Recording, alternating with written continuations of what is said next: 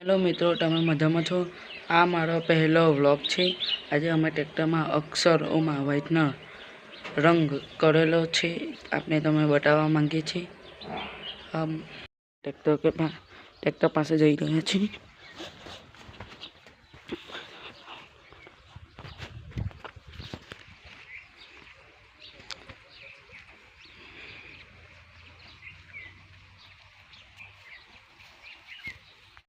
अभी हम दूसरे टायर पे व्हाइटनर करने जा रहे हैं। गाइस देख सकते हो हमारा दूसरा टायर पे व्हाइटनर लग गया है, देख सकते हो गाइस।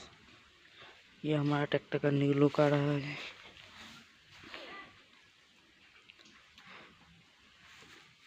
ये सब देख सकते हो। अब रात को लाइट लगा दी है, उसका लुक हम बताएंगे। देख सकते हो हमारा ट्रैक्टर का लुक, देख सकते हो लुक।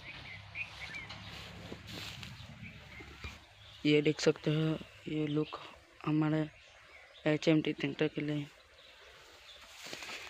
ये गाइस देख सकते हो, જોઈ શકો છો તમે, हमने नवा न्यू सीट लाखी दीदी है हमें जाते हैं। देख सकते हो ये हमारा टायर पर लुक। अब ये ब्लॉग यहाँ पे ख़त्म हो रहा है। हमारे चैनल को लाइक करें, सब्सक्राइब करें। Welcome, thank you.